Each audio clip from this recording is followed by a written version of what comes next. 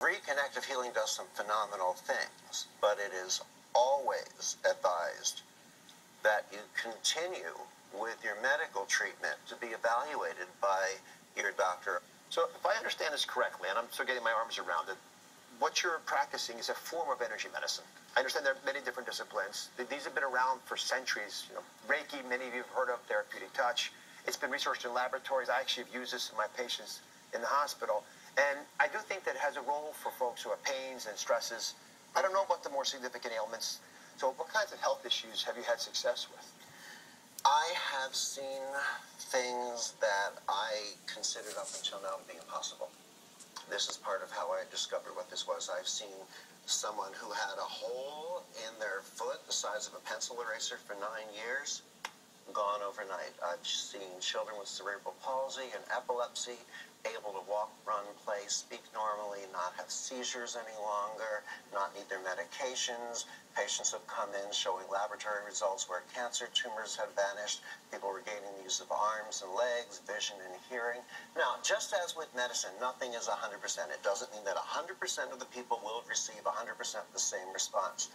But also, just as with medicine, when you have a statistically significant number of these dramatic healings, well, it's a little hard to feel the need to bury your head in the sand. You say statistically significant, but these are big illnesses you're talking about. Epilepsy. Yeah, there are millions of Americans plagued by this cancer, second leading cause of death. I look for evidence of how this can work. I want to believe it, like probably everyone does, that we can actually bring healing to us in this way. Intuitively sort of think there's something there, but I can't find any data. I can't find evidence that Western-trained doctors would acknowledge is real. I've trained over 70, maybe around 75,000 people around the world. A good 20% of them, meaning a good 15,000, are mainstream healthcare practitioners, doctors, nurses, physical therapists. This is in hospitals now, as well as in private practices. All right, so Dr. Philip Ralidis is joining us today. You've had some experience with reconnective healing. I'd like to hear your story. My wife and I first got introduced to Eric when we heard that he was coming into Austin, where we lived at the time. And we thought we'd bring our youngest son, Brian, to visit him. Brian was born prematurely, has cerebral palsy. And despite pretty extensive physical therapy through the years, he had made very modest gains. So we went up to the hotel room, and Dr. Pearl walked in, had never met us, never met Brian, and was basically doing his no-touch therapy for a period of time, during which time Brian was very happy. And after which, we asked, well, okay, what just happened? Well, my wife suggested we have Brian walk down the hall to show Eric his normal gait. Now, Brian had a toe gait with his left foot. He had very weak body musculature, so he'd lean to the left. His arms are held upward in a pose to try to initiate some balance.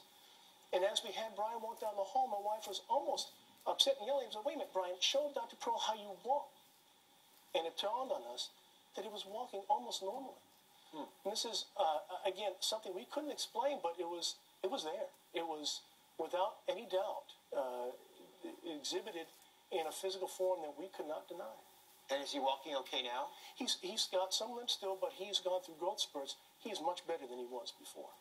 And they didn't tell him what to anticipate or what to expect, of course, for this 5-year-old. So it's certainly, you couldn't call it a placebo effect or anything like that.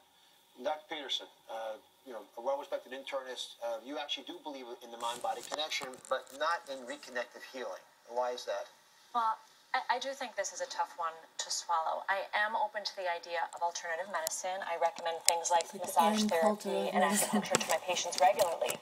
However, I do have my doubts about reconnective healing simply because, as you mentioned earlier, there is very limited research. Why is that? I mean, it is remarkable that you have collected at least 75,000 doctors and nurses and healers. Why we don't have hundreds of examples of this working that are in a group that the Dr. Petersons of the world, the Dr. Oz's of the world can say, oh my goodness, this stuff really works. We generally look at journals and read the articles out of there. I'm not going to belabor this point. I just think without that, Dr. Peterson's you want to see more peer-reviewed journal studies than there already are. Otherwise, and so far there are only about 5 or 6 peer-reviewed journal studies. So you're right. It's increasing over time. I'm teaching this work.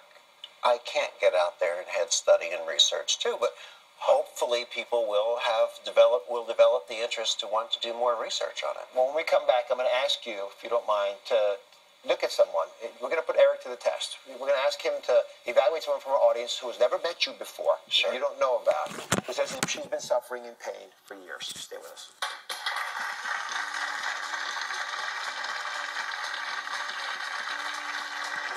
Up next, she's had limited arm and shoulder movement How long have you had the problem? for more than a decade. So you're not helping me at all now, right? I'm doing this. But that's about to change. When was the last time you were able to do that? How to experience reconnective healing Notice how your muscles become a little crisp and strong. on your own. Stay with us.